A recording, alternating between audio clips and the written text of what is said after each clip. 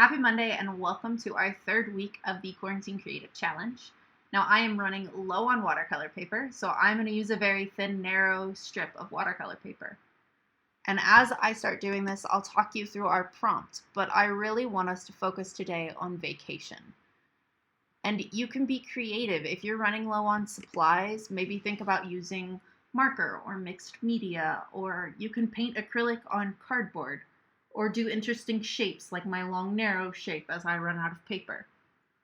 The other thing I would like to challenge you to do this week as you draw your ideal vacation is to layer your colors. When you just paint a straight yellow or blue on a piece of paper, you're going to get a very saturated color with very little depth. But as I add oranges and pinks to my yellows, and even pinks and blues into my purples and things like that, you're going to get a more intense, deep color that's not quite so bright. It's a little more natural. And you can even see that as you paint with watercolor specifically, as I do these more organic dabs, it's going to give me that texture of clouds. Or as I move quickly from left to right, it'll give me more of the watery ripple effect.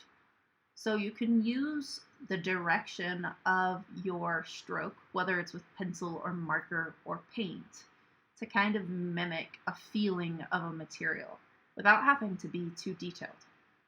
So you can see right now, even if I stopped and I let this dry, it would still look like some sort of landscape with a horizon line.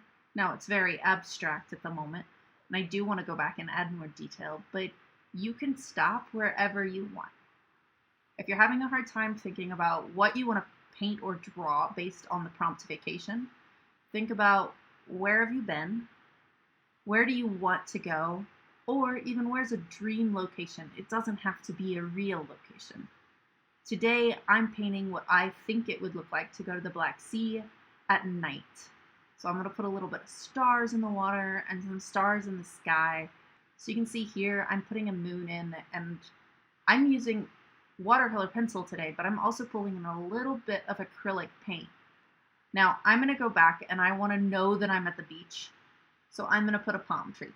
Now palm trees are not found at the Black Sea, but it's a way for me to think of what it would be like if I could go on a little beach vacation right now and stare up and look at the stars. So you'll see for these leaves, I kind of pull the color out in a straight line that's arched from the edge of the paper, and then I'm going to pull each individual frond of the leaf away from that main structure.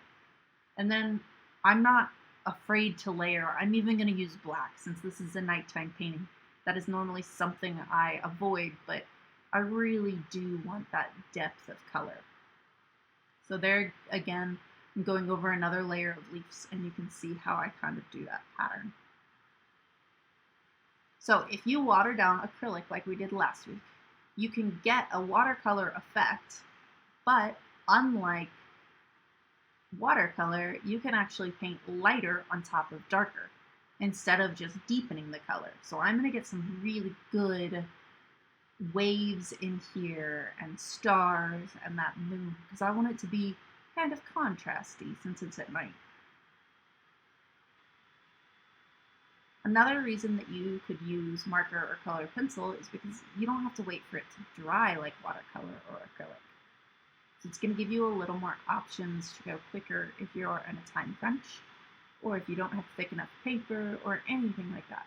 So with these challenges, really, please don't just stick to watercolor pencil just because it's what I'm doing. If you have a desire to practice pastels or something else, go for it. I'd love to see what you come up with.